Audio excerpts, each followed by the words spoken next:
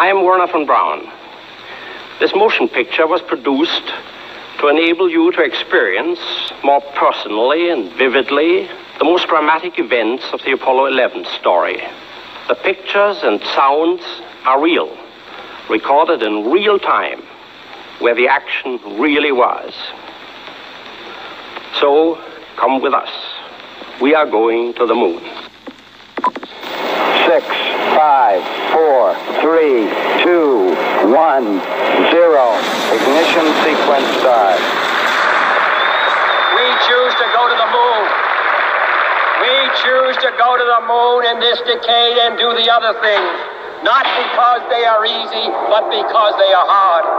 I think it means that the job of landing something on the moon where there's no atmosphere and using a rocket to slow it up and having the equipment still work is a very difficult job. We've been brought in here by Stanley Kubrick to more or less ensure the scientific integrity of the film, to make sure that it's very, very close in reality, but still we want to make certain that it has a base of reality. Before the end of the 60s, we will see a man in the moon, to the moon, an American, and we're very proud that our country continues to produce these young men who go so far and carry with them so much.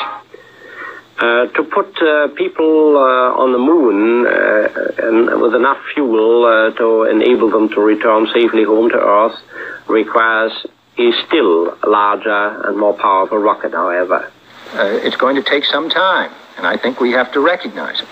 They secured these large boosters, which have led to their being first in Sputnik and led to their first putting their man in space. We are, I hope, going to be able to carry out our efforts with due regard to the problem of the life of the man involved this year.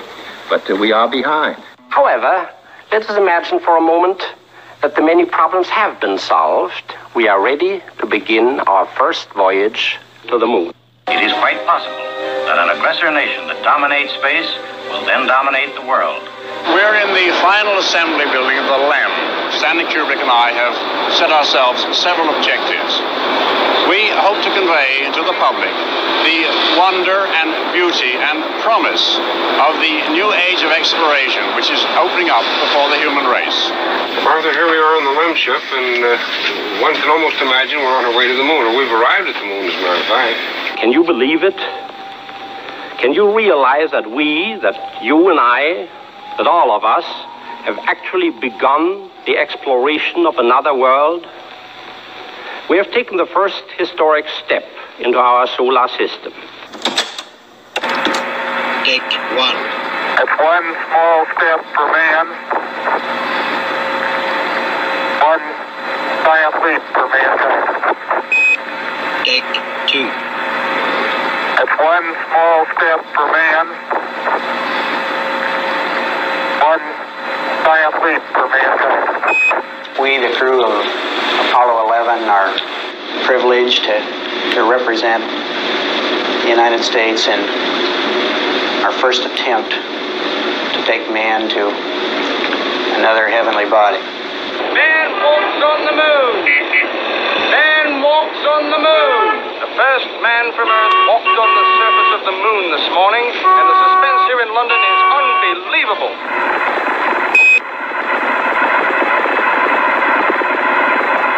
Apollo 11, Houston. Okay, Neil, we can see you coming down the ladder now. Okay, Neil, we can see you coming. I'm going to step off the LEM now.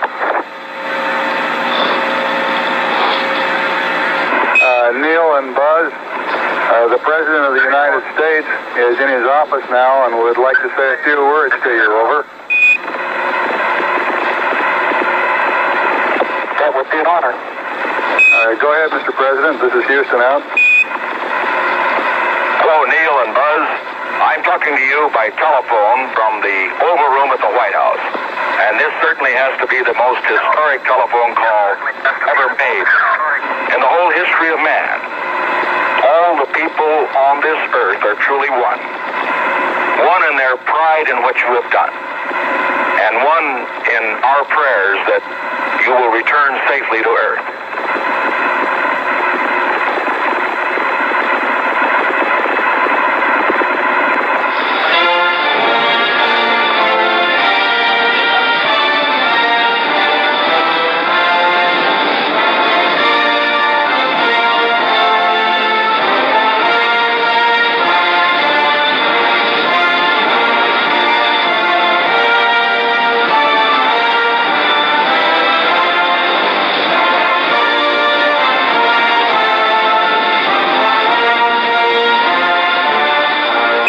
presented by NASA, the National Aeronautics and Space Administration.